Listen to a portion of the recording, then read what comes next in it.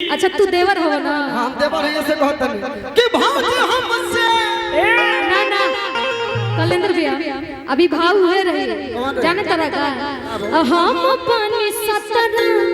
मोर देवर जीते इस साल के सखी रे जवनिया मनी सारे जवनिया रखी खोतरे में डाल के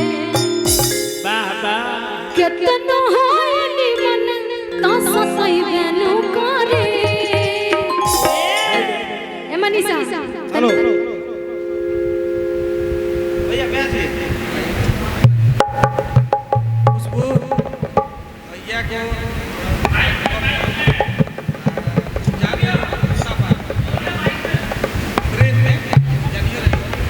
भैया को सोच रहे कि एक गाना सुनिए कर हम एक लास्ट कर देंगे नहीं भैया के साथ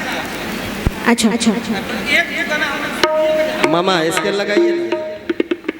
हेलो हेलो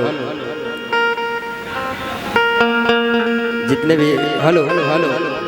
साउंड ठीक नहीं है भैया थोड़ा सा देखिए hello hello hello hello balance करिए ना इसको हेलो हेलो ये भी कम है